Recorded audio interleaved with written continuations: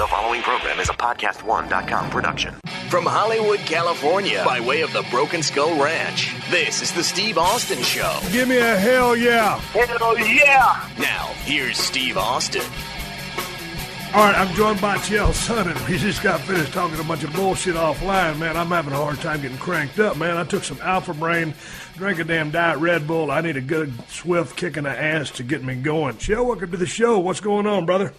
Man, I'm pumped, and I'm glad you're recording that. See, I love that kind of stuff. And you know what? It's funny you say that. It said sponsors aside. I take that Alpha Brain as well. You also said Diet Red Bull. That's also what I do. If I drink the sugar one, the sugar kind of brings me down a little bit. That will kick you in the ass. Well, see, that's the same thing, dude, man. Also, man, I'm trying to watch a waistline, so, man, I can't handle the sugar. I got to have a little bit of fucking boost, a little bit of pep in my step. And that Alpha Brain, here's the deal. And this isn't just to blow a bunch of damn smoke up one of the sponsors' ass because they're one of the sponsors of the podcast. But that honest stuff, dude, is like spraying WD-40 on my brain. It just makes me think a little bit better and makes me a little bit more aware. It helps my memory, too. So, dude, I talk about it all day long on my reads, but it works for a shoot for me. You dig it too?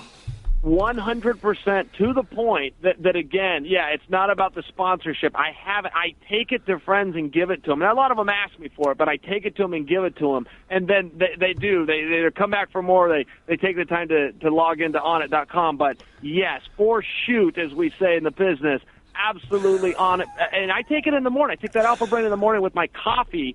And, man, I only need one. No, that's the same thing with me, dude.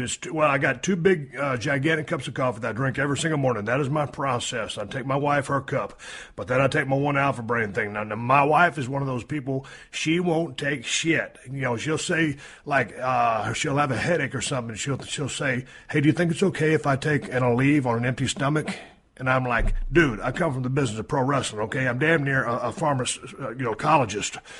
So I was like, yeah, honey, I think an Aleve on an empty stomach is going to be just fine.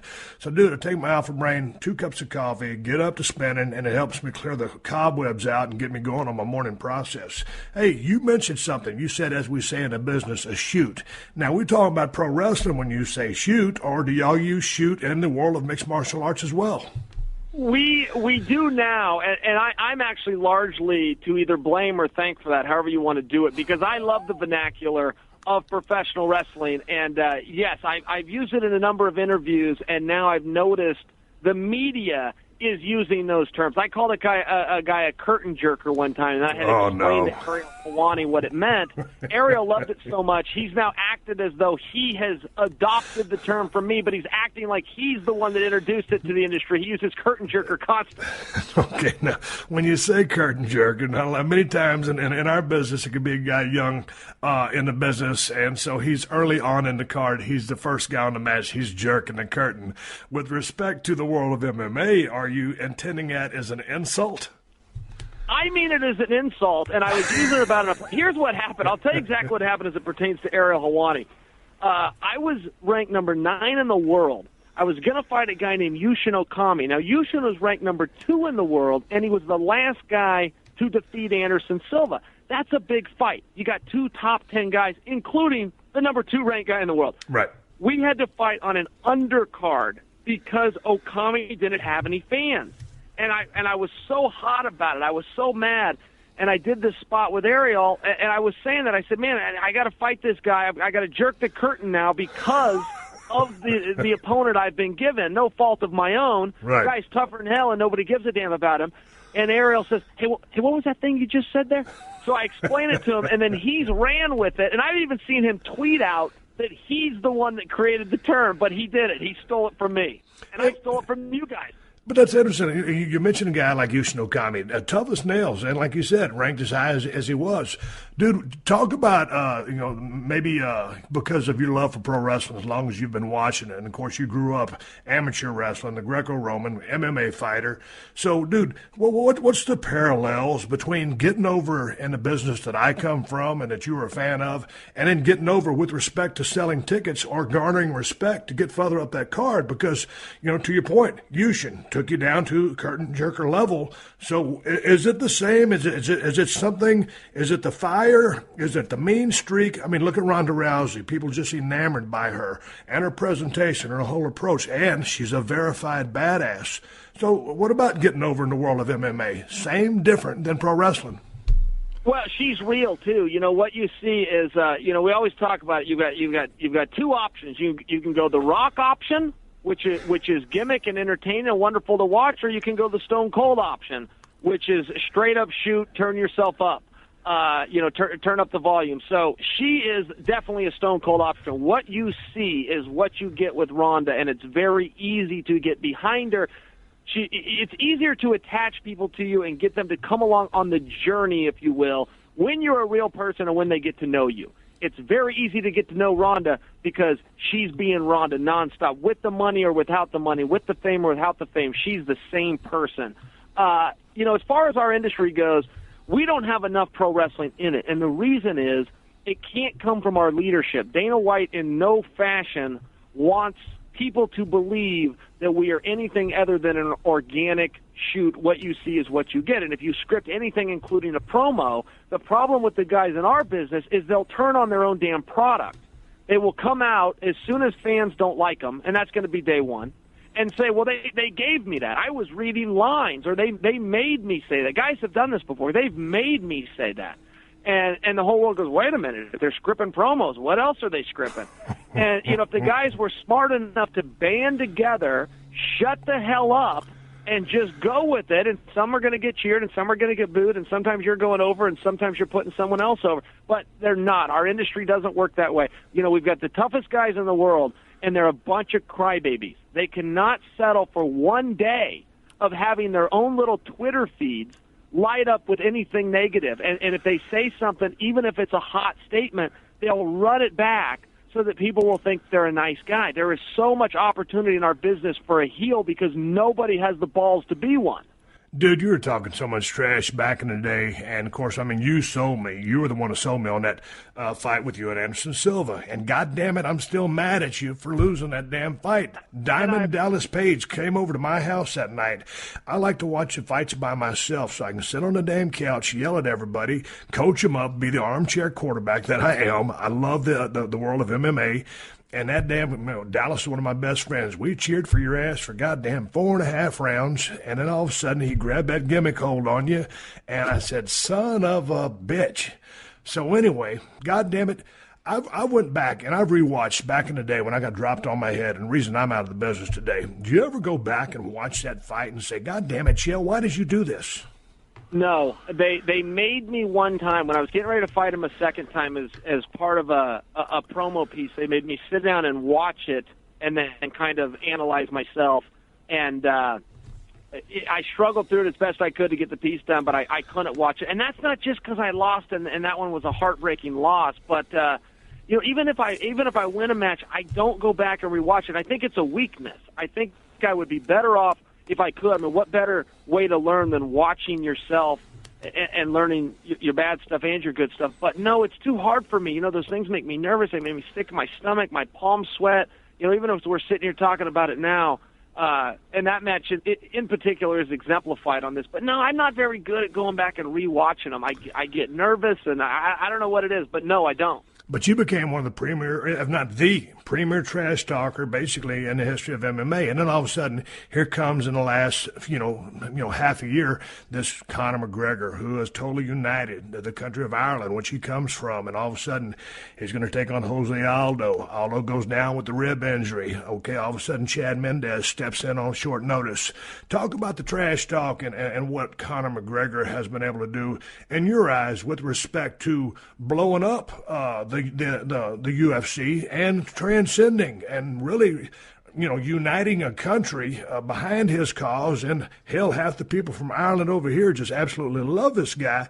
And he's a mesmerizing figure. I think the cat, it remains to be seen what happens with him and Jose Aldo. That will happen down the road. But just give me your thoughts on what he's been able to do, just as far as his presentation, his persona, and the way he's executed in trying to sell fights.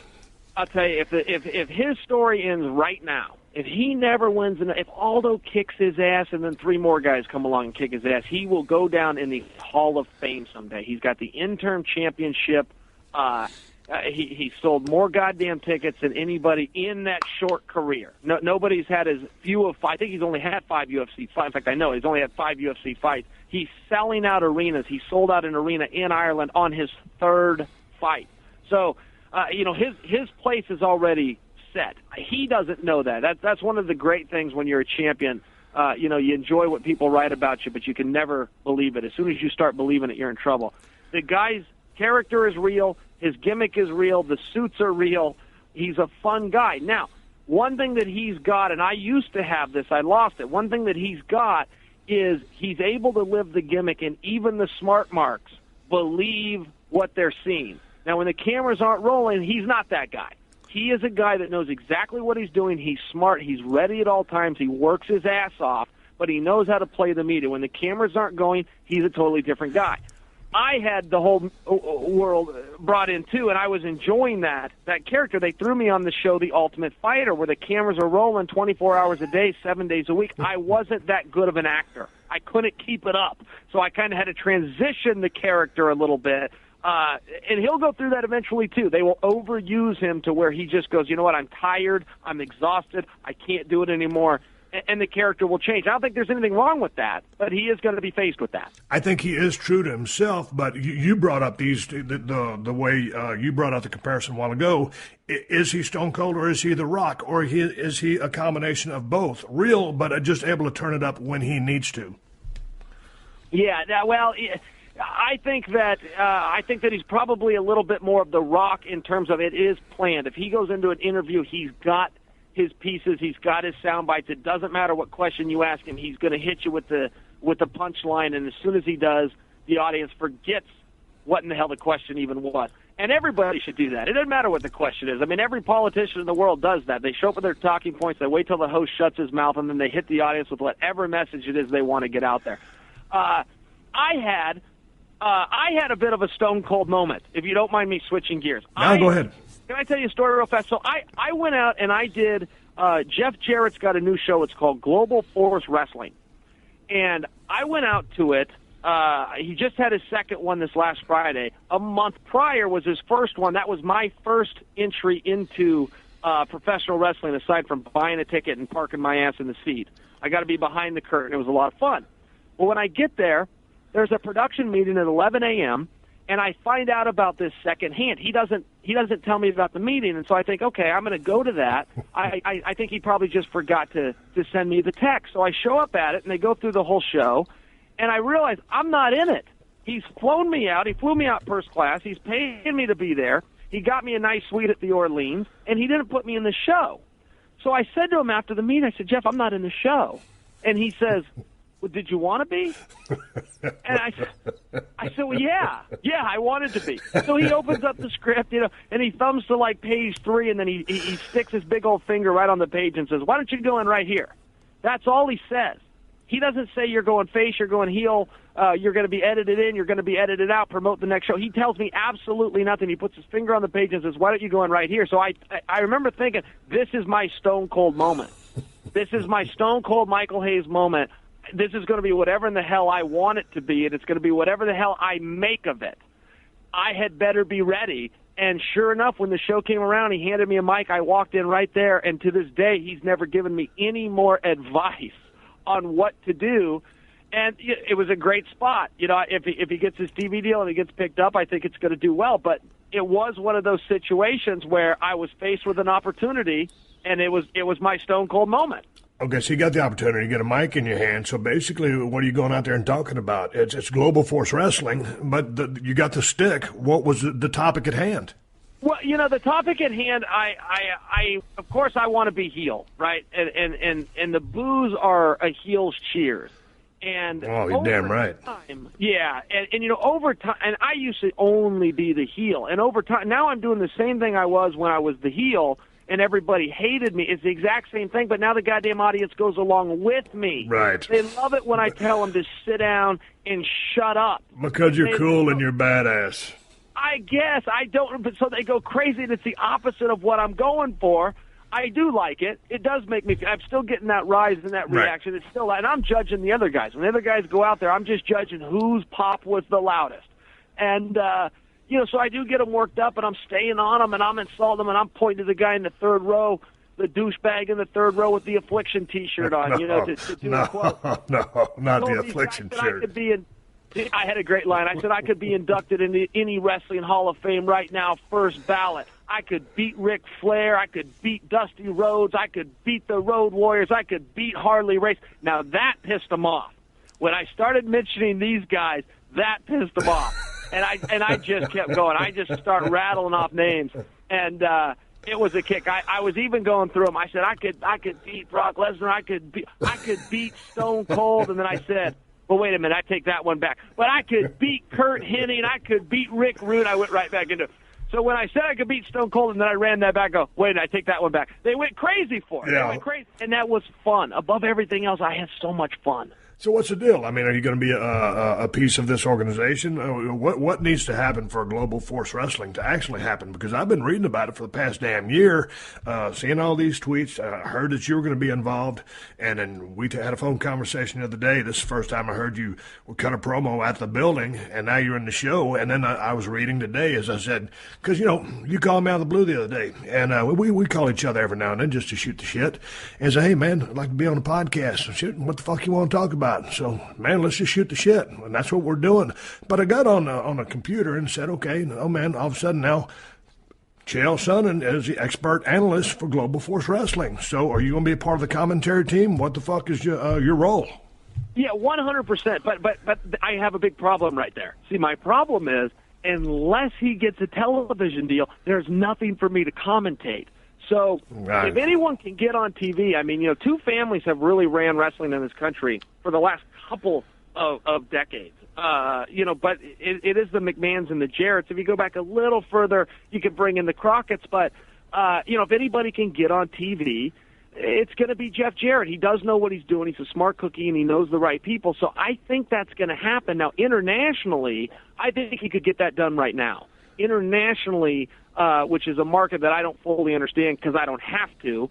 I know they're chomping at the bit for him. I know domestically he really wants to find a deal, and that's where I would come into play. If he goes and signs a deal in Turkey, which he's actually being offered one, that isn't going to be my voice. I don't speak Turkish. That's going to be someone else. So for me to participate, he's got to get an American deal. I trust that he will, but it's a gamble. And unless he does, I'm really not part of the show. Yeah, but what was the scuttlebutt with what happened with him and TNA? Hell, I thought he damn co-founded it or jumped in on the early stages. Then he's in, he's running it. Then he's out. He's back in, he's out. What the fuck happened with that relationship? Shoot, I think he's the champion. I think he just got... They just put the strap on him at a pay-per-view. They put some belt around him at a pay-per-view about 3 weeks ago, which leads you to believe that he's coming back in as they're going out. They've got very I'm not speaking out of school here. They got some very public problems. A lot of those checks have been rubberized over the last 8 or 9, 10 months. They lost one television deal with Spike.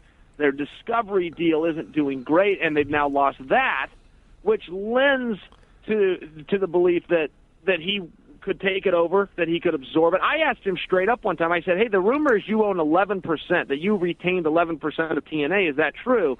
And he kind of laughed. He said, well, it's more than that. He said, but yes, I am still an owner of TNA, but I'm not the majority. I can't go in and control the board. So I don't know what's happening there. It's all speculation, but I love to speculate. I think it's fun. I'm a mark, so it's fun. If you want to know what I think is going to happen, I think TNA is going to go under. I think he's going to absorb it, which I imagine just means absorb the talent. I don't think he'll have to buy anything because I don't think they own anything besides a couple of rings and a whole bunch of debt. And I think that he will rebrand it Global Force, and I think they'll move forward as that. But I have no insight to that. Okay, well, let me ask you this. I mean, currently you're under just a little bit more with the suspension left to go, and then you could be back at work, seemingly with UFC. If you were to go get in bed in business with Jarrett, with TNA, whatever they call it, Global Force Wrestling, how do those worlds balance? Do you have to say, hey, Dana, I'm doing this now, or no, Jeff, I'm doing this, and Dana says, if I'm going to do this, I can't do that. How do you balance the scale there? Here's what I would do. If Jeff Jarrett does get the deal so that, for a guy like me commentating, that I would have a position, and that's the deal Jeff and I have right now. Hey, help me out if I get this deal. There'll be something there. So, we're all kind of in this together. But if it comes around, I would call Dana and I would say, hey, I need some advice. Here's what's happened. I really want to do this. I don't think the two conflict. If you're talking about like going back to, I don't think they conflict, but Dana just put himself, he was saying, wrestling's fake. He put a couple of tweets out there. I thought that was his version of saying it's a work. I don't take it that he's a big fan of pro wrestling. So to me, maybe because he's the guy that runs the UFC with the Fertitta brothers, that maybe in his mind those two worlds don't mix, or they mix like oil and water. But that being said, one of the biggest stars in his company, Ronda Rousey, is a huge fan of pro wrestling, and she participated in an event not too long ago. So, that's going to be interesting to see, how you play those cards.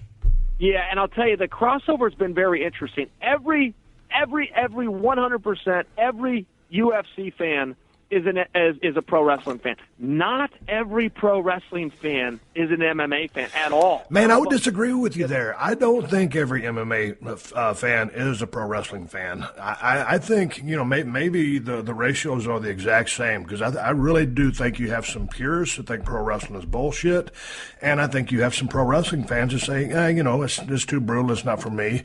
You can't say it's not legit, but for some reason they don't like MMA. But man, I don't know. I think there are some common ground there, but obviously I think there's a segment of each that doesn't like the other. So here's something funny. You had talked about Dana's tweets that he had sent out that were negative to wrestling. Let me tell the audience what happened, just in case they don't know. An unknown guy in the wrestling world by the name of Seth Rollins sends a tweet out to Dana. Yeah. And Seth Rollins, and this is his official Twitter account, the Seth Rollins tells Dana, hey, your pay-per-view is $55. Vince's network is only $9.99 a month. He's got you beat there. That's a quote. So Dana writes back to Seth Rollins and says, yeah, well, that fake stuff, used a different S word, should be worth $9.99. So Seth Rollins writes back, and he says, why don't you get in there sometime, Dana, and let me know how fake it is. Dana writes him back and says, trust me, bro, it's fake. Well, Dana did not take the time to click on who he was talking to or how many followers he had or the fact that was the Seth Rollins. He thought he was just Dana works so fast.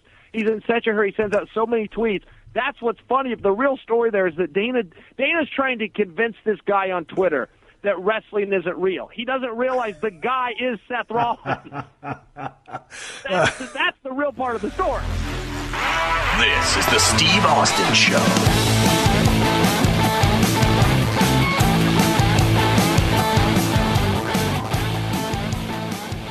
Hey, I want to tell you guys about Cushy Dreams. Cushy Dreams offers a full lineup of premium smokable CBD. They specialize in extraordinary CBD-rich hemp flower, a.k.a. bud, in cans and pre-roll CBD joints. Enjoy all of the health benefits of CBD without getting high, under 0.3 THC. It's cannabis that ships directly to you, and it's legal in all 50 states. Join the men and women who are sick of vapes and gummies and want to smoke their CBD. Smoke your CBD. Looks like high-quality marijuana, feels like high-quality marijuana, and tastes like high-quality marijuana. Independent lab tests to show compliance and purity are posted on their website. Grown in the USA, Cushy Dreams has CBD flower in and pre-rolls. They come in specific indica, sativa blends like Energy, Hustle, Relax, and Dream. My producer, Sean, says he likes to smoke the Relax strain before bed to get some shut-eye after editing the podcast. He says it tastes great, exactly like high-quality weed. He would know. And, hey, it can be really helpful for these anxious times of 2020. Go to cushydreams.com, Kushy. Get some high-quality CBD bud. At checkout, use promo code STEVE for 20% off every order. Cushy Dreams. Smoke your CBD. Steve Austin. Unleashed. Back into a little bit of MMA because I knew I was talking to you. Man, I was just reading, coming up, and I guess it was going to be January, Ronda Rousey was going to be taking on Miesha Tate for the third time. And now it looks like they pulled Miesha out of that fight and put Holly Holm in. Now, have you heard this? Yeah, absolutely. That is correct. Okay, now, and then this is just reading right off what I copy and pasted. This is Joe Rogan. I don't agree with that fight, Rogan said during his podcast. That Holly Holm fight, I don't think that's smart. I would have gone with Amanda Nunes before Holly Holm. Amanda Nunes looked like a badass when she knocked out Sarah McMahon. That's a more dangerous fighter, a more marketable fighter. Holm is only the best boxer in the world if Ann Wolfe decides not to box. He wasn't done there, though. He says, I think Amanda Nunes has real potential. If you look at Claudia Gadelha, she's a world-class. Joanna Gurjacek, world-class. There's a few. Chris Cyborg, steroids or no steroids. Take away the controversy. Go by her performances. Ferocious. That's four of them right there. Why is he so vehemently against the Holly Holm fight? Because she has not earned it yet? Yeah, and Joe Rogan hit it right on the head. Holly Holm is undefeated. The other side of that is she's only had 2 fights. The boxing title, she's like a 17-time world kickboxing and boxing champion. I can tell you my existence on this earth, I have never met a girl who has competitively boxed or kickboxed. I've never shaken hands with a girl that's a kickboxer or a boxer. So as far as winning 17 titles, I can't sign off on the validity of any of those. Right. Regardless of this Ann Wolfe girl or not, I just can't. I have no idea who contested these, who sanctioned these, or how real these were. But Holly Holm is a very hard worker. She's a very nice girl. And the bottom line is only 2 fighters in history have sold on their own, Mike Tyson and Oscar De La Hoya. Everybody else needed a dance partner. Ronda Rousey is quickly becoming the third. She is getting it done. She's selling out arenas on her own. She does not do the pay-per-view numbers that people advertise, but she does do very good numbers, and they're climbing quickly. So with that said, you just kind of need somebody to go out there. Miesha Tate is the right contender as far as if you want to follow the rankings, but that's been done twice. That division lacks parity. Holly Holm, I don't think Miesha was the right choice. She is the right girl in terms of architecture, competitive architecture, but it's a tough sell. We've already seen it twice, and they weren't close the first 2 times. So I like that there's new blood. I like that that Holly Holm is in there in terms of Miesha being out. But I get Joe Rogan with Nunes. Sure, you could have gone with her, but at this point, what the hell's the difference? We're buying it for Ronda, and that's just the truth. Man, I tell you, the last time, I saw, the Miesha Tate fight against Ronda Rousey, she kept rushing in. Every time she rushed in, Ronda threw her. And I think it was about the 3rd time, that's when she hit her with that arm bar. And man, I just thought, from a strategic standpoint, that wasn't the best strategy to employ. And, Ronda's hands keep getting better. And I'm not an MMA expert. Miesha Tate has good hands. They're getting better, as we saw in that last fight against Correa. But my point is, man, okay. Well, let me just ask you, because, dude, I'm the armchair quarterback. If you have a great female fighter, she's 135, she's got good stand-up, she's got a good ground game, what is going to be your game plan if she's going to be taking on Ronda Rousey? What do you tell her? How do you coach her up? See, that's the problem with Ronda, and a lot of great fighters go through this. She's known for the armbar. So the common belief is if you can stay out of the armbar, you're going to be okay. Now, that's only a theory. If you take the armbar away, then you see that Ronda has other tools. She just doesn't go to them until she has to. She goes to her first-line offense first. If that doesn't work, she goes to plan B. We found this out in Ronda's last fight. I don't know if you saw it. If you blinked, you missed it. It was a matter of seconds, and she knocked the girl out. That's her first knockout with her hands. Right. So, yeah, as far as fighting Ronda goes, these girls have one tremendously big obstacle, which is they're not. They don't have a history as competitive. Ronda's skill set is not unique. John Jones's skill set is unique. John Jones goes out there and does video game type moves that the announcers can't even call because they've never seen them before. Ronda's a very basic and straightforward fighter. However, she's a masterful competitor. She's been at it her whole life through the judo circuit. She's been to 2 different Olympic Games. She's shaken hands with another girl, competed with the lights on, and found a way to get her hand raised at the end of it. These other girls don't have that. The division's brand new. It's 2, maybe 3 years old. So they just simply, they don't have these amateur backgrounds. They don't have professional backgrounds that are anything extensive. They're not great competitors. And that's what separates Ronda. It's really an intangible more than it is a physical. It's not worrying about her jab to her cross, to her throw, to her armbar. It's the fact that she knows how to walk out in front of people, deal with that, keep her emotions in check, operate in a constricted time frame of a 5-minute round situation, win the round, be objective about it. She's a competitor, and these other girls But aren't. every time you walk out to fight a Ronda Rousey, and you're walking to the ring first because she's a champion, all of a sudden, man, the place goes absolutely batshit crazy. I mean, it's like a Wrestlemania moment in front of 90,000 people every time she walks out. So how deep into the psyche does that go to a competitor? Obviously, you know, you've never sat there and waited on Ronda Rousey to walk to the ring, but you have seen her up close and personal. You've analyzed her fights. And you're a fighter, so how does that play into your psyche? Can you become psyched out by that? Can it just intimidate you? And here's a bullshit pro wrestling story I'll throw at you. First time I went to WWF, I was going to take on The Undertaker. I had a bunch of things, a fishbone of things I was going to do The Undertaker. In that match, some strategies, some things I was going to call.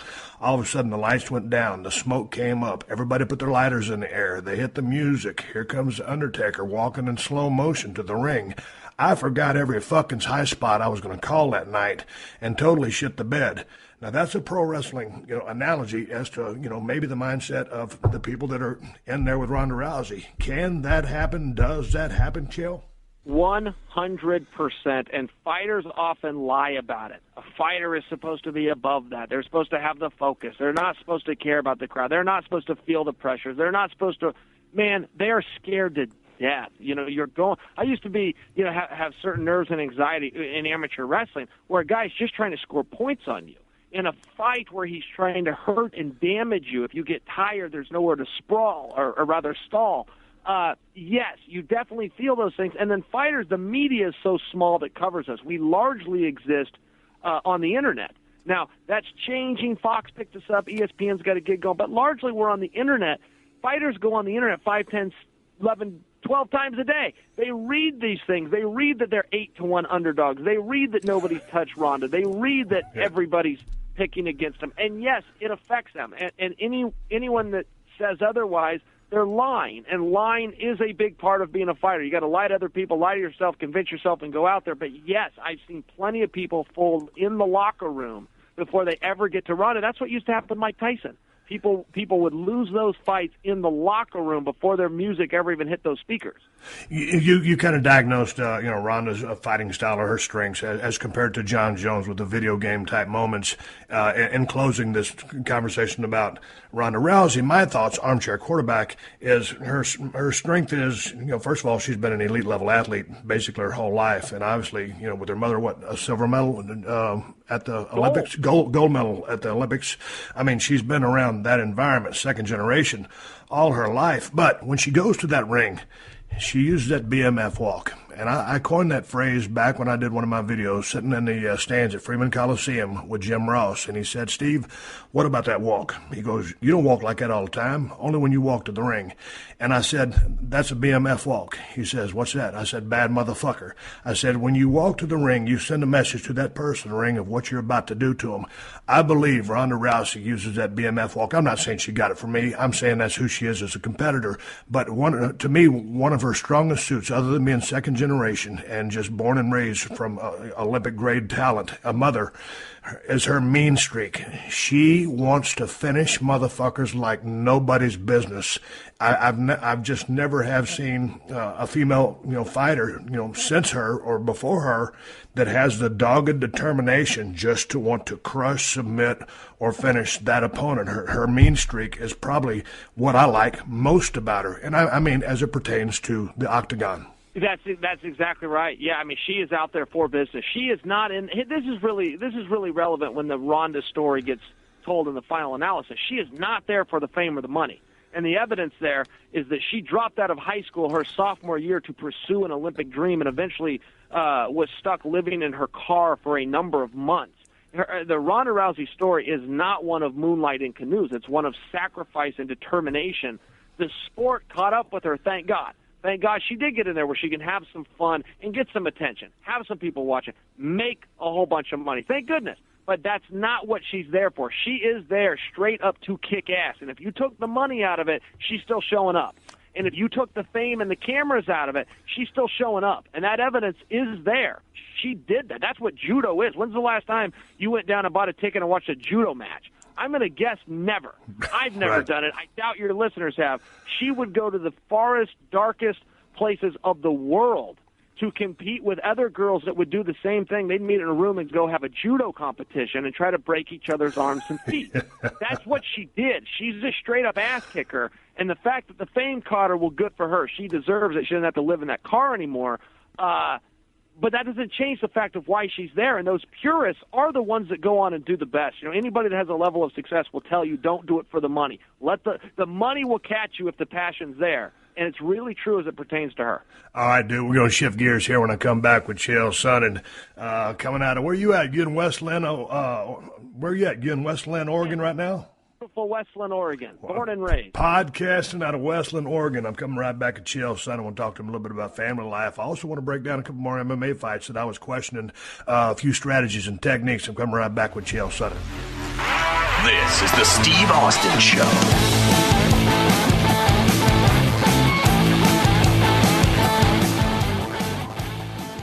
Do you own or rent your home? Sure you do, and I bet it can be hard work. You know what's easy? Bundling policies with GEICO. GEICO makes it easy to bundle your homeowners or renters insurance along with your auto policy. It's a good thing, too, because you already have so much to do around your home. Go to geico.com, get a quote, and see how much you could save. It's GEICO easy. Visit geico.com today. That's geico.com. All right, here we are back with Chael Sonnen. We just got finished wrapping up our conversation about Ronda Rousey, a person that, god dang, I respect the hell out of. I know Chael does too. Chael, before we move on, I want to ask you a little bit about your family life, but I wanted to break down one more fight before we moved on, and that was that Chad Mendes fight against Conor McGregor. And, you know, Mendes took that fight on short notice, about 11 to 14 days, depending on which story you listen to. When that match first busted out, about that 40-second mark, you know, it looked like Chad was gassed. He just kept hanging in there, was able to get some takedowns. We talked about this on the telephone about 4 or 5 days ago. I thought, this is my opinion, again, armchair quarterback, pro wrestling like a motherfucker. I thought with a full camp, I thought Chad Mendes would have won that fight. Purely speculation because it didn't happen like that. Break down that fight for me, and what did you see? And see, I agree with that because it did appear to be a conditioning issue. Physically, move for move, he did appear to be the superior athlete. His skill set did appear to be able to neutralize, control, and even dominate Conor. He fatigued. And, you know, whether it was a full camp issue or it was an adrenaline dump. And here's what an adrenaline dump is. Please tell me. I hear that a lot. Yeah, you hear that a lot, and sometimes it even gets dismissed, but it's a real thing. So if you come out there and you have a level of excitement in a fight, I've seen guys knock their opponent down. When the opponent gets up, they're done. They thought the fight was over. The guy that did the knocking down thought the fight was over. He was celebrating in his head. His dreams have come true, blah, blah, blah, and he realizes he's got 4.5 rounds still to go. Right. And he just dumps. They can't do it. You know, they got that level of excitement, and it creates for an immediate fatigue. And this is a chemical release. This is actually a biological, scientific thing. You get a chemical release from your brain, and once that goes through your body, boy, your muscles lock up, your joints lock up. It really becomes tough to overcome mentally. So Chad Mendes goes out there. He takes Conor McGregor down just as he had hoped he would be able to do. He didn't know for sure. He thought he should be able to take him down, but he didn't know for sure. He takes him down with ease. When he got him there, Conor scrambled up to his feet and got away. Now, nowhere did any of us, and Chad and I are buddies, we got the same managers, I talk to him regularly, nowhere did any of us in the Chad Mendes camp think that Conor would get away. Many of us thought, well, maybe Conor's got these weird George St. Pierre type hips and we can't take him down. But once we get him there, his ass isn't going anywhere. Chad took him down. He had a sigh of relief. Okay, good. I was able to get him down. Conor sprung back up to his feet, and when he did that, I saw it happen. I saw the adrenaline dump take place. I saw the expression leave Chad's face. I was watching at ESPN, and I said to the guys, this fight is over. And they all said, what do you mean? What do you mean? 40 seconds in, I said, the fight's over. Conor's got it. And they said, what do you mean? Chad's no, the fight, trust me, the fight's up. Chad takes him down again. Chad's throwing elbows and beating him up, and I just kicked back in my chair. I put my feet up. I said, guys, the fight is over. Conor wins this fight. They couldn't see what I was seeing, but unfortunately, I'd been in his shoes. I know what it was like, and I knew he was done. And when the fight was over, Chad privately did say, yeah, that's exactly what happened. He said, I needed out of there. I was scared to death. I was completely exhausted. I've never been exhausted in a fight before. And I needed out. There was 2 rounds to go. I knew I couldn't do it. And that's a very fair analysis of himself. Hey, obviously, because this is what you do as a fighter and now and as a announcer, part of commentary or analyzing, you watch a fight much different than I do because I'm a fan. I get it. I get a little bit of it, but I'm looking from a fan standpoint. I see some strategies. I see some of the things, not like you do. It's like if I was to watch someone framing up a house, I kind of see what they're doing, but not like the motherfucker that's doing it or the other carpenter who actually is helping build the project. So with that being said, watching the way you watch MMA, how do you see professional wrestling? And let's take a famous match, which you've probably seen time after time after time, which would be Wrestlemania 3, say with Savage and Steamboat. I'm sure you remember that match. Of course. When you go back and you watch stuff like that, or if you just put it on right now, are you seeing the inner workings, or are you just watching kind of as a fan, and are you paying attention to the psychology of, okay, this guy's getting shined up right now, time for a little bit of heat, got to bring these people back up? Are you listening to the crowd while you watch and seeing, what's actually going on? Yes, I do, but I didn't throughout the majority of my career. That's kind of a new thing where I do look at it differently. As soon as I retired, and got more involved in pro wrestling and actually getting to be behind the curtain instead of buying a ticket at the box office, walking in the front door and sitting down. I do look at things differently, and I'm very impressed by that. The things that I learn, and a great guy, if anybody ever wants to know about ring psychology, a guy that breaks it down as good as anybody and does it very openly, is Jim Cornette. He does it all the time. He explains, the difference between a heel and a face and what they need to do in the different towns and territories to get over. And the psychology fascinates me. I like it more than I like the actual event. I respect it more. Okay, so, and talking about Jim Cornette, he's one of my favorites of all time, and that guy had a gift for gab, and he was just a guy that could talk for days on end and just literally make you want to throw a brick at your television, and I absolutely loved his work with the Midnight Express. So how often are you talking with Jim? Are y'all doing, you have a podcast, you're welcome. So is he a frequent guy on your guest? Have you been on his show? How well do you know Jim? I feel like I know him pretty well. With that said, he's been my guest once, and I've been his guest once. Now, he's a master. He's kind of like we were talking about with Ronda earlier, of letting you in. I see these guys on TV. I grow up with them. I follow him on YouTube. I listen to his podcast. So I feel like I know him. I don't know if he would feel the same way. I don't know how close he is to MMA. He was a great guest. I just did his show a couple of days ago. He's so much fun. He's so interesting. I love how he breaks things down. I love how he sees things differently, and I love how he's not scared. He's one of the few guys that isn't out of the company trying to get back in the back door by kissing Vince's ass every chance that he gets. He comes out and he just calls it the way he sees it. Sometimes he agrees with the writers, and sometimes he doesn't. And, if you don't mind me switching gears, speaking of the writers, I followed your tweets over the weekend. You liked the Lesnar-Taker match, at least when it was going on. Did you like the ending, or did you feel a big middle finger was sent to the audience on that? Man, I didn't think a big middle finger was sent to the audience. I was going to break that down with Wade Keller here in a couple of days, but I'll be happy to talk to you about it because you brought it up. But I've only seen the match one time, so let me just recollect what I saw. I thought it was I love the way they jump-started the match. High intensity, this is what they needed because bottom line, straight up, WrestleMania 30 was not good. It said Undertaker got concussed early. It happened to me. I wrestled him at Madison Square Garden, Highway to Hell. He went down to give me a backdrop. I kicked him. When he brought his chin up, when he brought his head up, he caught me right in the chin. First time I'd ever been knocked out in my life, Chael. I'm not saying I'm a tough guy. First time I'd ever been knocked out. Well, we're live on pay-per-view. There's 20,000 people in Madison Square Garden. I'm laying there on the mat. Undertaker standing there. Earl Hebner, the referee, looks down at me. He goes, "Goddamn, boy." He goes, "You all right?" And I said, "Where am I?" He goes, "Goddamn it, boy, you at the Garden." So my point is, I do not remember the rest of that match. It was a piece of shit. That was Highway to Hell way back in the day.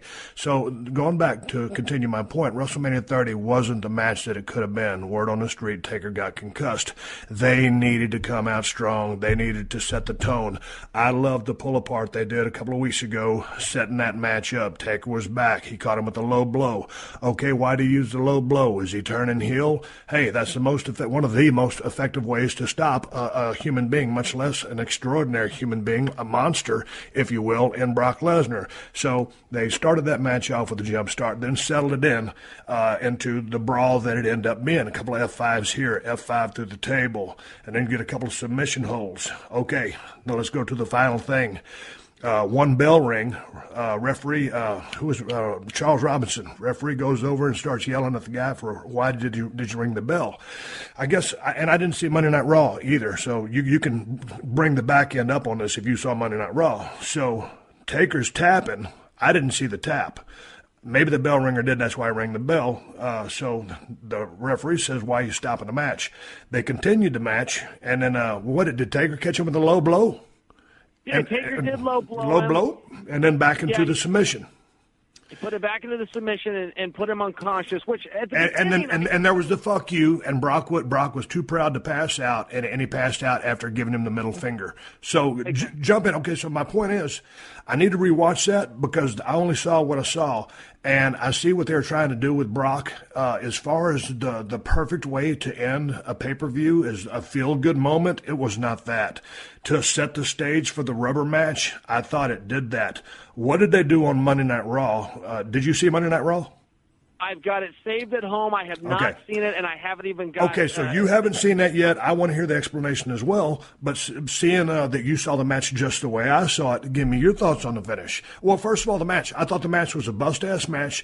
They set the pace, slowed it down, did what they had to do. It was very physical. Brock was knocking the dog shit out of Taker for a shoot with some real good punches. A lot of people thought the double sit-up spot was a little goofy, but I didn't. I thought that was just Brock kind of going in a maniacal mode, and then Taker mocking him, and I loved the exchange from the seated position. I loved that because then they got up. So that turned a lot of people commented on. I won't say it turned them off. I dug it. I popped like a motherfucker when they did that and started throwing from the ground. So I really dug that spot. What was your take on the match in general? And then you tell me your thoughts on the finish. Well, it was a hell of a match. You know, and you go back to their it had a big time feel to it, and it had to, and it was.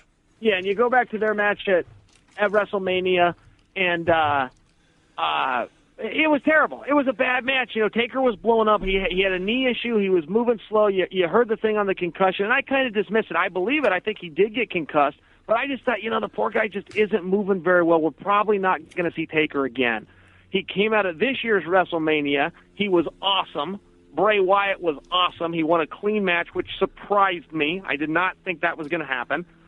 So he comes out for this match, and you kind of give him the benefit of the doubt. I thought it was the best he'd looked out of all three of the matches. So good for Taker. Brock's doing his part. I know the sit-up moment you're talking about. I also liked it when they started exchanging from that position because I've never seen it. I've never seen guys starting to trade blows while sitting on their asses. But here was my problem as a fan. It was very clear what they tried to do. You put Taker over. He deserves that. People have been pissed off since he went down at WrestleMania. So you go ahead and you correct that a little bit, but then you put Brock over too. So now you haven't upset anybody. And as a fan, I don't just want to be happy for my guy. I want to see my opponent's fans hanging their head. So when you put both guys over, when you do an overcorrect like that, and nobody has to leave sad, it pisses me off. I want the people cheering for Brock, because in this case, I'm a Taker guy. I want the people cheering for Brock to have a bad day, and I didn't get that. This is the Steve Austin Show.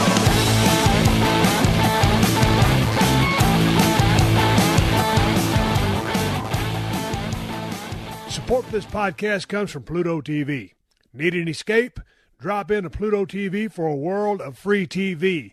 Stream hundreds of channels and thousands of movies and shows all for free. Yeah, free. No subscriptions, no fees. Imagine 24/7 channels of Narcos, CSI, Star Trek, Survivor, and everything else from hit movies to binge-worthy TV shows. The latest news, live sports, comedy, and more. What are you waiting for? Download the free Pluto TV app for Android, iPhone, Roku, and Fire TV and start streaming now.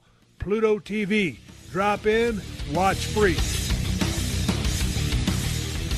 Again, I thought, the tap out was funny. I didn't know if that was like an insurance clause built in as a safety valve, just because maybe, as a businessman, Brock didn't necessarily want to do the favors, but the old man talked him into it. And that was his way out to appease him, that he basically tapped. Again, I haven't seen Monday Night Raw to get that storyline, but dude, man, I don't know. I loved those two submission holds that were grabbed by both guys, but me, man, either give me a fuck job finish where someone fucks the other one, or a straight up, boom, I beat your ass today. Yeah, there was the discombobulation, distraction when you turned around, and whether it's a shot to the balls into a, whatever Taker's finish is these days, that big gimmick thing he does, something impactful that's fuck you, boom, we're 1-1, bitch. Now we got to take it somewhere else to find out who's going to be 2 out of 3, and obviously that destination is WrestleMania. So kind of, I think we're barking up the same tree. I would have liked to have seen a bigger payoff with more impact, and I would have liked to. I watched it on the television. Had I walked out of the arena, or when I turned my television off, I'd like to say, you goddamn right. Now I got to see the third one.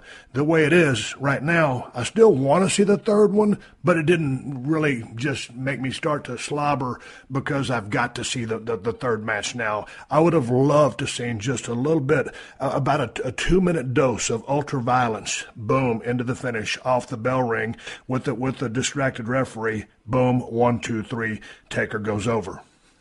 Yeah, I totally agree. And, I'll tell you a guy that I respect because he's got the courage to put people over, and he's got the courage to do it clean and no BS, and that's Cena.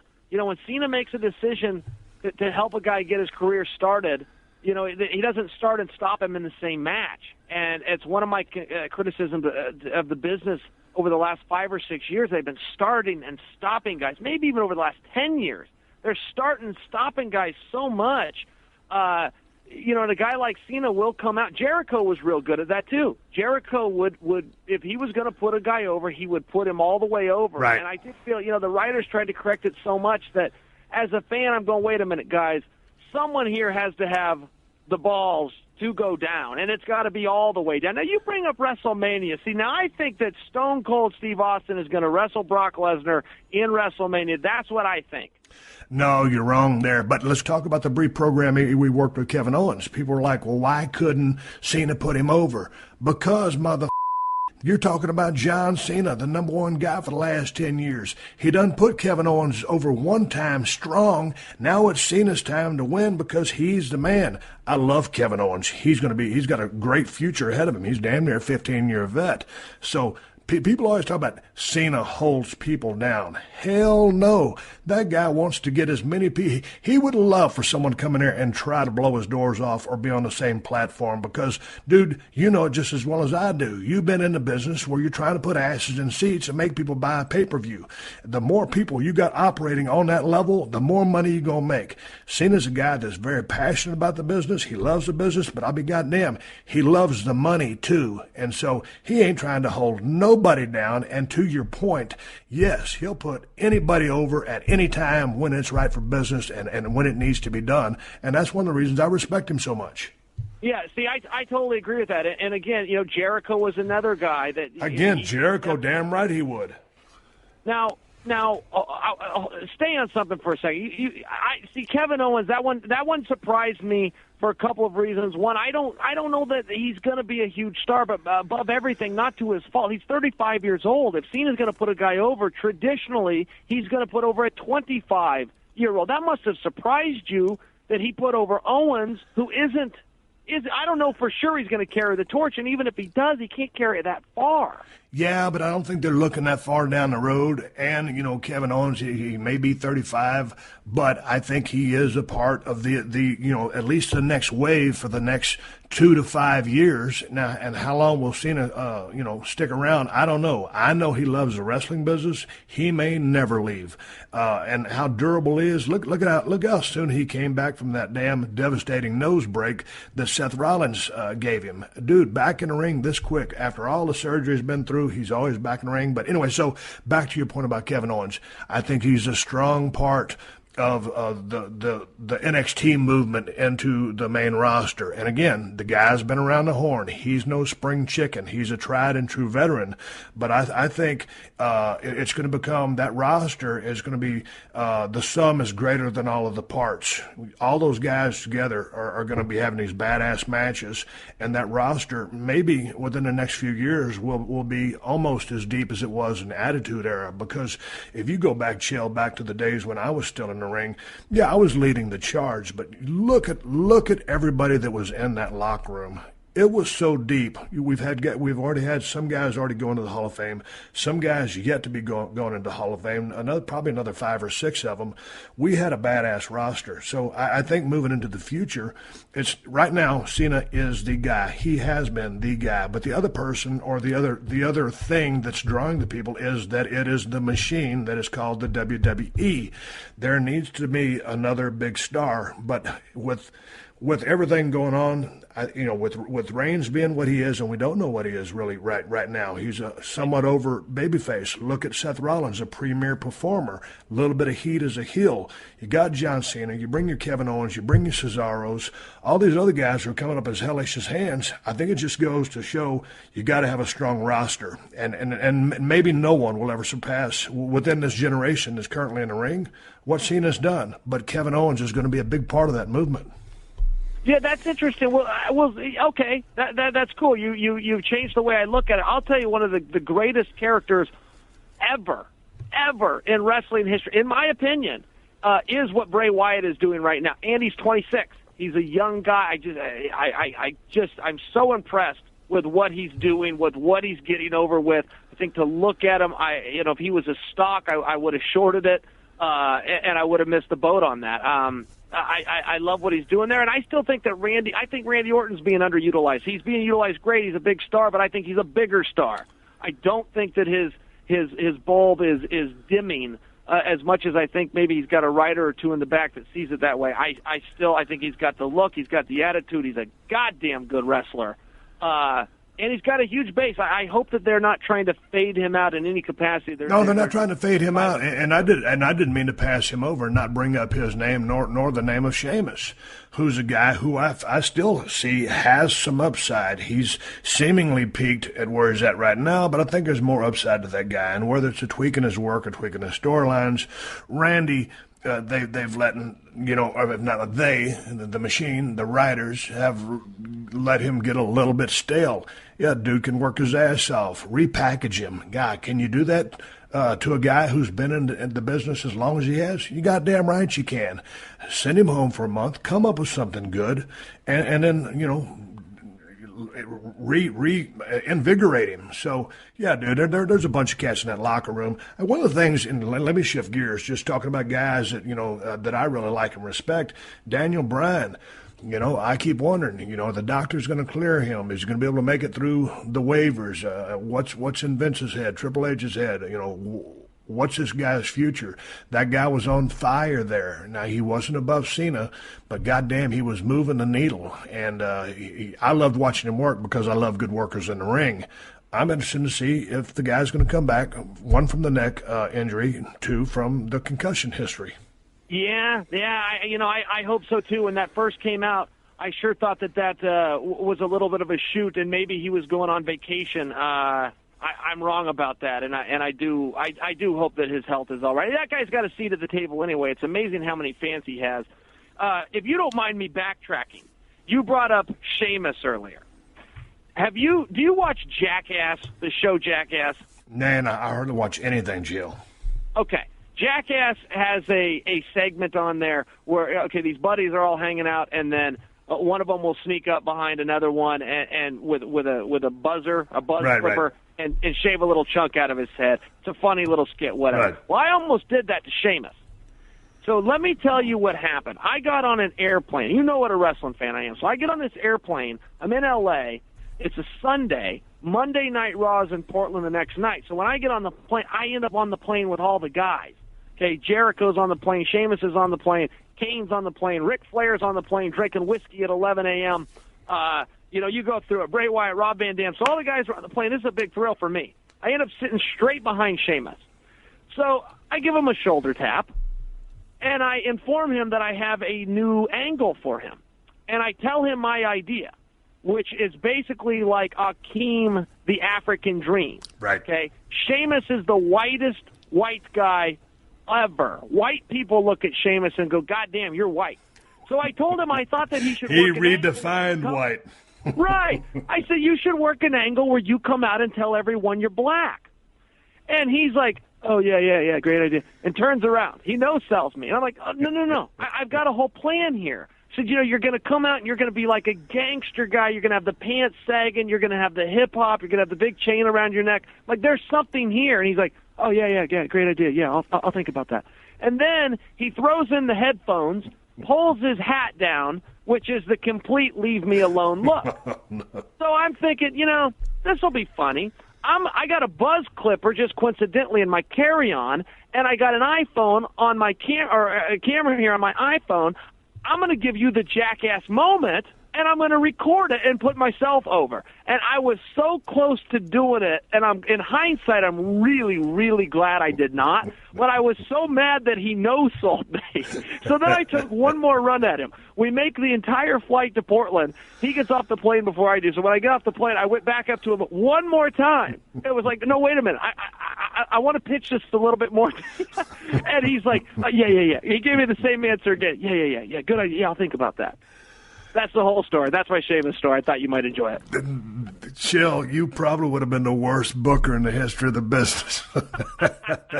I realize how ridiculous it is, but that's why it's funny. Okay, first of all, it's a great story, but goddamn, that would have been the worst damn piece of booking. I don't know. They're doing some pretty bad shit right now, so maybe it would have worked. I don't know. I've seen worse shit happen. Hey, dude, before we sign off, tell me what's going on at the household. I know you had a baby. How's that going for you? All right. I mean, you're the gangster love. You're a solid cat. You're a hustler. And all of a sudden, man, is there a different side of Chael Sonnen once you get around your son? Oh, man, it's what every parent ever told me was, it's life-changing and it's the greatest experience and blah, blah, blah. And I was even in the hospital. Like, it's just about to happen, and I'm thinking, man, is there something wrong with me? Because I get it. Like, a baby's going to be here. We're going to raise them. This is going to be great. But that was the end of it. That when it actually happens, I mean, everything that everybody told me would happen, it did. It's a life-changing moment. It's unexplainable. It's the greatest thing in the world. And yeah, he's 3 months old. His name is Pharaoh. He's in training right now for the 2036 Olympic Games, sport undetermined. He's in the resting phase. He likes to sleep a lot. He's preparing his body for the big competition. And that's about it. And you know what? I really appreciate you asking about him. I love talking about him. I'm as proud as can be. So you're a hands-on guy. You're doing all the help, feeding or changing the diapers, doing the whole burp routine, all that stuff. Oh, all of it, absolutely. I have night shift because I'm a night owl anyway. So my wife's on up until 8:30 p.m. and then I take over and she gets the full night's sleep, which is pretty rare. Most parents, that's their big complaint, is they don't get any rest. So we've kind of figured that out. Now it's only our first, so we have mastered the sleep. On the second might be a little different, but man, it's been a thrill. And he's very unreasonable, this kid. He wakes me up at like 4 in the morning and screaming, and I go talk to him. I try to tell him, things aren't that bad. You got your own bed, got some food, you got clean clothes, but he's not quite ready to be rational yet. Tell him, you're in a good place. You're in a good place when you get out in the real world. You're going to see you've got it good right now, kid. Hey, let me ask you, you're a night owl. Man, I can't sleep worth a flying shit. And so I try to stay up late. So, if I try to go to sleep at like, say, 9 or 10 p.m., that's the time I would like to go to bed.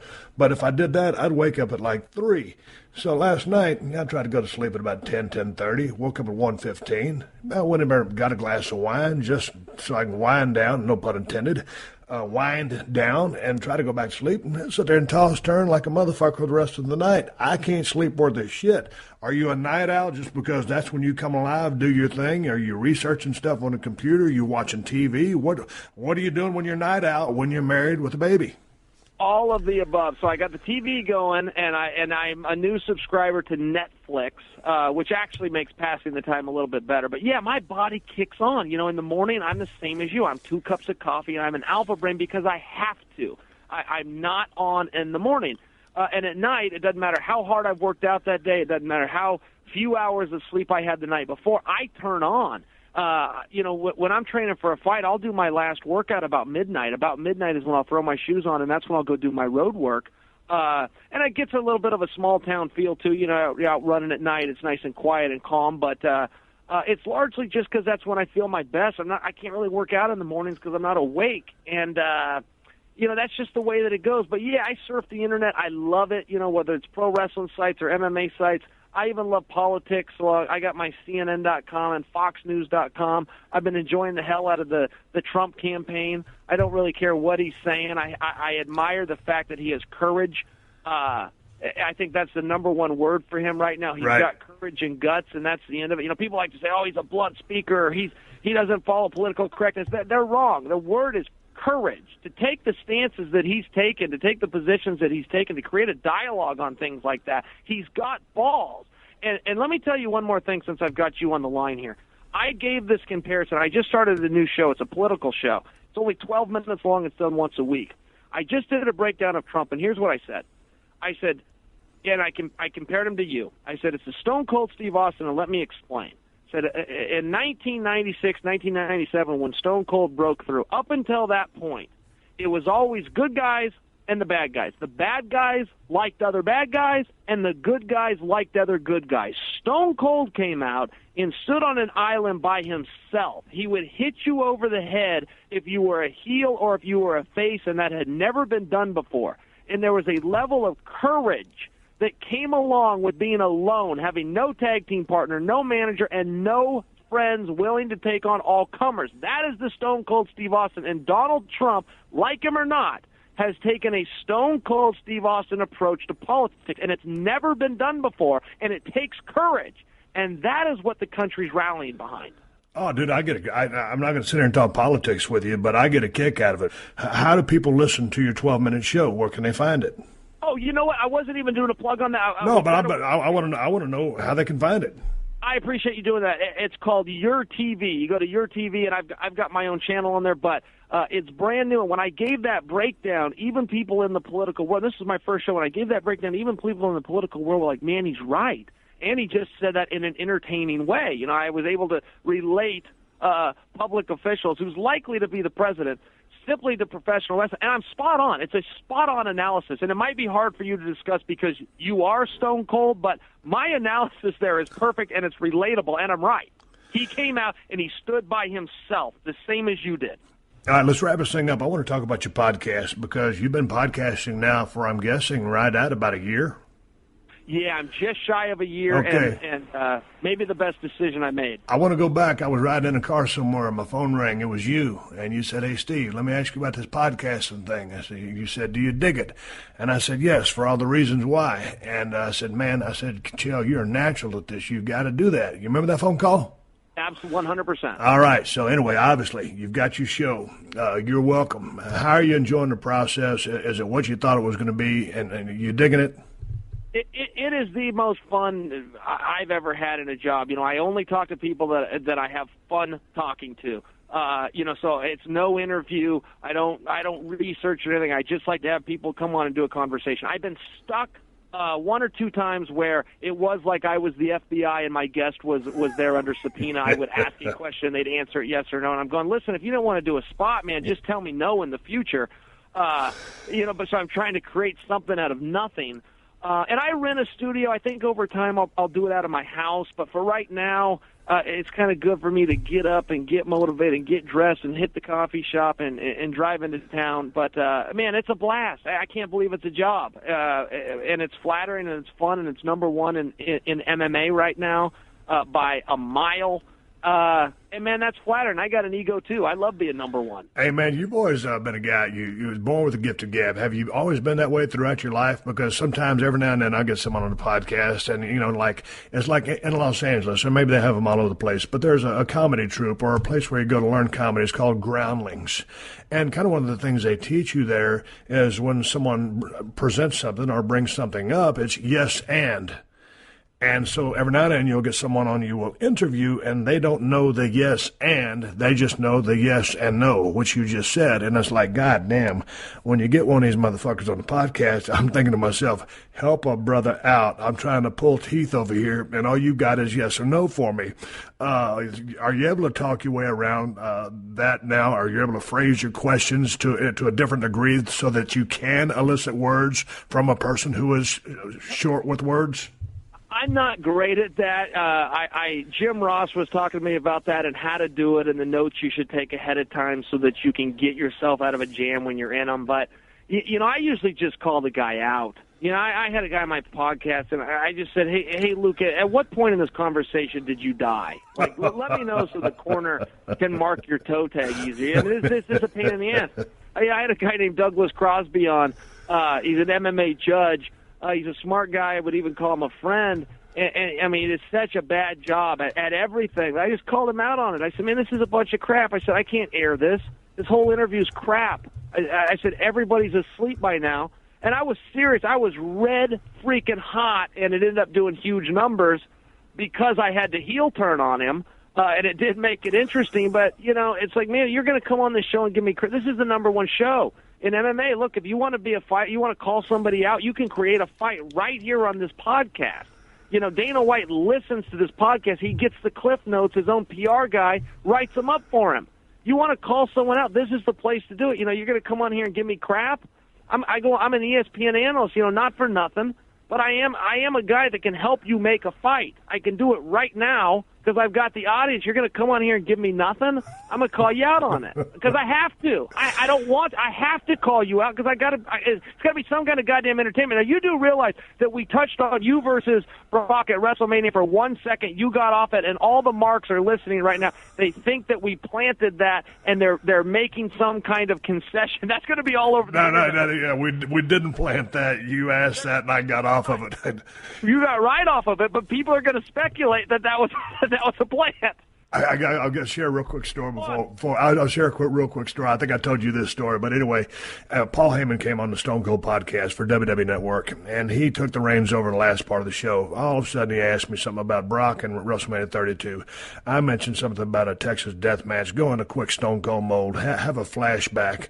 All of a sudden, I'm thinking, okay, it was what it was. I'm not planning on wrestling nobody. A few days later, I'm in a dressing room at Macy's, and I'm shopping for my clothes for Broken Skull Challenge. Now, here's the thing when I shop, Chael, I don't like to shop. When I find something I like, I buy 10 or 15 of them. I wear the same shit every single day. It's a different pair, but I'm wearing the same shit. So anyway, my wife is out there. She's rounding up all the shorts. My part is just to try on the shorts in the dressing room and just say, I'll take these or I won't take these. All of a sudden, my telephone rings. I have Vince listed in my iPhone 6, VKM, all capital letters. All of a sudden, it's Mr. Vince McMahon calling me. So I'm thinking, okay, I got to answer the phone. He's either calling to tell me it was a great interview with Paul Heyman, we blew the internet up, or he's going to call and eat my ass out about making a match at WrestleMania 32 with Brock Lesnar, which was not my intention. It was the latter. So he proceeded to chew my ass out in the dressing room while I was trying on shorts for Broken Skull Challenge. And so I had to cover it on the back end, on my podcast and work my way out of the match that seemingly I had booked myself into with Paul Heyman bringing that up. So with you bringing it up, no, we weren't booking a goddamn match. But I'll tell you what, it was a real interesting moment. I said, Vince, I'll catch it on the podcast. It's an award-winning podcast everybody listens to. And so, anyway, no, Chael, I won't be at 32. I would like to be there in attendance. You should go as well. Hey, no. I've been trying to wrap this podcast up and go home, but then let me ask you a question. Dude, you're what? You're 37, 38 years old? 38 years young. Okay, 38 years young. I like the way you look at the glass half full. Steroids and growth hormone. Yeah. Are we still recording? Hallelujah. Yeah, but this is Thursday Unleashed show, so everything flies. Hey, I got a cycle here for a damn fly. Anyway, back to the task at hand. Hey, let's talk about you, dude. You got one more fight left in the tank? And let me follow that up with, if you don't, why don't you give pro wrestling a shot? You're still young enough to give it a shot with your understanding of the business. I appreciate you saying that, and if you're asking Diamond Dallas Page, I'm just the right age. But the other guys don't really feel that way. I even had conversations with Vince. I've actually never spoke to Vince directly, but I say I've talked to Vince because it was from his office. And it was a number of years ago when I was getting ready to fight Anderson, and they had an interest, but he did say, "Look, we're going to have some major struggles." He said, "If you win the belt, this is no problem." He said, but if you don't, you're later than I want to get anyone started. And he said, I trust that you could wrestle in about 6 months. He said, but I think it'll take you 2 years to learn the psychology. And knowing what I know now, I think he's right. I think he is right that I underestimated that psychology that is so damn fascinating. But I can still get a pop and a rise out of those guys, and there could be some fun there. But I think, to answer your fight question directly, no. My race has been run, and I am done. But as far as wrestling goes, I think my only level of participation will be a commentator. I would prefer to get in there and wrestle, but I don't know how, and I don't think that anyone. I don't think that now is the time. I think. Okay, but check this out. Okay. If it's not now, if it wasn't wrestling, look what they just did with that guy. I don't even know his name. Stephen Amell, the guy, the Green Arrow. He was in the tag match with Neville. From WrestleMania. I'm sorry if I'm getting the guy's name wrong, but I haven't rewatched the pay-per-view. They treated that guy right. They taught him a couple things. They did a couple of kicks. Nothing too crazy. It wasn't like when they brought the NBA guys in 10, 15 years ago, and those guys are beating the shit out of the wrestlers. So at least, they kept him in the right doses. But, dude, the way the business is today, you could probably go in there and learn a few things and get by. But, okay, let's take that out of the equation. Let's talk about Paul Heyman. I know you're a big fan of his, as I am too, just because he helped me out so much in my career, and he's just, I think, unrivaled, unparalleled on the microphone. So, but you're a guy in that same vein. What about getting into the management end, or an advocate, as Paul Heyman would be? Yeah, and that could be a ton of fun, and I would be very open to doing something like that. Right now, I kind of have laser vision on doing some commentating and specifically helping Jeff Jarrett get this thing off the ground, and we're close. Oh, he's close. He's got so many people helping him and behind him. He's close. I think there's some real opportunity there, and I'm just going to pursue that. And I think that's the direction that I want to go because it's fun. I was one of those few guys that was given some really great opportunities, and now in retirement and just kind of making the right decisions financially. I'm lucky enough to do with my time what I want to do with my time. Instead of having to. And wrestling is something I really want to do. I genuinely want to do it. I was offered a match. I actually talked to Kurt Angle about this. He said, "Hey, come over and wrestle me." And I said, "Well, Kurt, I'm up for that, but I don't know how." And he said, "Man, I could teach you fast." He said, I could teach you everything in a number of weeks, enough that we could go out and do about a 6-minute match. And that was just the number he put on it. He said 6 minutes, so I'm quoting him. But that would have been a real thrill for me. And I don't know where that's going to go. We'll see. And then that would be the thing working with him. And basically, you guys could and he wouldn't even call high spots. Basically, shoot, but work. And just not really incorporate high spots. And if anybody could do it, it'd damn sure be Kurt Angle, just because of you guys' background. But anyway, let's leave that for another conversation for another day. We've been talking for about an hour and 15 minutes. And let's save it. And, hey, man, let's hook up again in another couple of months. It's funny because the last time I got a chance to talk to you, man, I was green as grass. I asked you a bunch of, questions written down on a piece of paper. I was glad you called me out of the blue. It's a pleasure to have you on your show. I always like listening to you. I want to see you back on television analyzing fights. I think that's one of the greatest things that you do. And your show, you're welcome, is kicking ass. When does your show drop? It's on the PodcastOne platform, just like mine is. What night does your show drop? Comes out every Wednesday, and oddly enough, but they drop it at midnight. Tuesday. So if anyone's up late, great. But yeah, midnight Tuesday. Yeah, so essentially what's that, Wednesday morning. But yeah, man, you're the man. I had a blast here. I invited myself on your show, and I appreciate you letting me come on. This is a thrill. This has been a PodcastOne production. Download new episodes of The Steve Austin Show every Tuesday at PodcastOne.com. That's PodcastOne.com.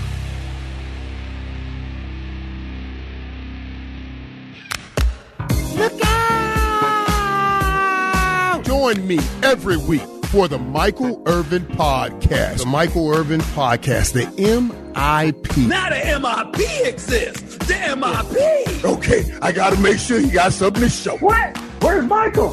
He's holding out. What do you mean he's holding out? Fine. Hey, it's the Playmaker. I ain't available right now. I said the Playmaker's not available for you. I will give you my Playmaker of the Week. Take the spotlight sometimes off of all these quarterbacks and put the spotlight on some of those guys that make the quarterbacks. T-I-R-E-D, put it together. T-I-R-E-D. I get tired. That's the love. That's the Michael I love right there. What's man. that? Yeah. Download new episodes of the MIP, the Michael Irvin Podcast, every Thursday on Apple Podcasts, PodcastOne, and Spotify. That's the Michael Irvin Podcast. I am the Playmaker, Michael Irvin.